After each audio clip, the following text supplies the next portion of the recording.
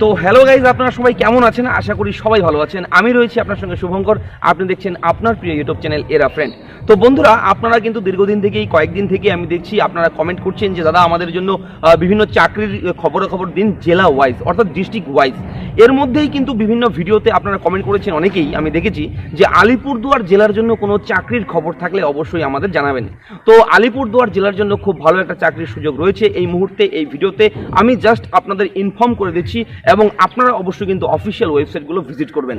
কেননা এমন কিছু চাকরি রয়েছে, পশ্চিমবঙ্গ হোক, কেন্দ্রীয় সরকার হোক, যে কোনো রাজ্য সরকার হোক, যে চাকরি রয়েছে সেই চাকরির খবরাখবর আজকাল কিন্তু সব অনলাইন মারফত হয় এবং অনলাইনে ইন্টারনেটের মাধ্যমে বিভিন্ন অফিসিয়াল ওয়েবসাইটেই কিন্তু দেখা যায়।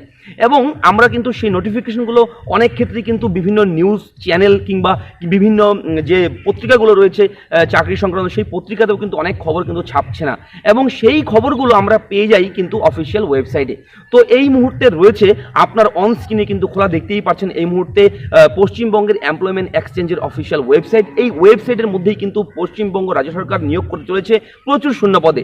এবং এই চাকরির খবর কিন্তু শুধুমাত্র যে আলিপুরদুয়ার জেলার জন্য সেটা কিন্তু নয়, এখানে কিন্তু আপনারা পশ্চিমবঙ্গের সমগ্র যত জেলা রয়েছে সমস্ত জেলার জন্য কিন্তু ভাগে ভাগে কিন্তু এখানে শূন্যপদ রয়েছে এবং ক্যাটাগরি ওয়াইজ কিন্তু রয়েছে। অন স্ক্রিনে এই মুহূর্তে যে নোটিশটি আপনার সামনে এই মুহূর্তে খোলা রয়েছে, এটি হচ্ছে লেবার ডিপার্টমেন্টের কিন্তু অফিসিয়াল নোটিফিকেশন, অফিসিয়াল বিজ্ঞপ্তি। এবং এই বিজ্ঞপ্তিতে দেখতেই পাচ্ছেন অন স্ক্রিনে লেখা রয়েছে কম্পিউটার বেসড কিন্তু চাকরি, অর্থাৎ কম্পিউটার অপারেটর পদে কিন্তু নিয়োগ করা হবে। এবং এখানে চাকরিতে বেতন কিন্তু প্রতি মাসে 12,000 টাকা এবং প্রতি বছর কিন্তু 3% কি স্যালারি ইনক্রিজ কিন্তু এখানে হচ্ছে।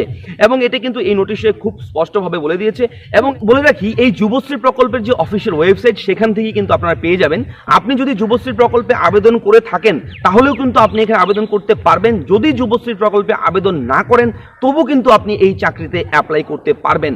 এবং এই চাকরি কিন্তু কন্ট্রাকচুয়াল বেসিস কিন্তু চাকরি এবং এটি কিন্তু 60 বছর পর্যন্তই আপনারা করতে পারবেন যদিও। তো এই খবরটি আপনাদের সবার জন্য ছিল আজকে। আশা করি ভিডিওটি দেখার পর আপনারা উপকৃত হয়েছেন। যদি বিস্তারিত হবে আরও কিছু জানতে চান অবশ্যই আপনাকে রিকোয়েস্ট করব এই ভিডিওর ঠিক নিচে ডেসক্রিপশনে গিয়ে ডেসক্রিপশনের লিঙ্কগুলো একটু ফলো করবেন। কেননা আমি কিন্তু আপনাদের জন্য যে অফিসিয়াল নোটিফিকেশনের লিঙ্কগুলো এবং অফিসিয়াল যে ওয়েবসাইটের লিঙ্কগুলো কিন্তু আমি সব সময় আপনাদের প্রোভাইড করি। কেননা অনেকেই কিন্তু কমেন্ট করছে দাদা এই খবরটি ভুয়ো নয় তো, এই খবরটি মিথ্যে নয় তো। তো তাদের সত্যতা যাচাই করবার জন্যই কিন্তু, সত্যতা প্রমাণ করার জন্যই কিন্তু আপনাদের আমি সেই লিঙ্কগুলো কিন্তু ভিডিওর ডেসক্রিপশনে প্রোভাইড করি এবং আপনারা সেই লিঙ্কে ক্লিক করে কিন্তু আপনারা সঠিক তথ্যের সঠিক প্রমাণ কিন্তু আপনারা পেয়ে যাবেন।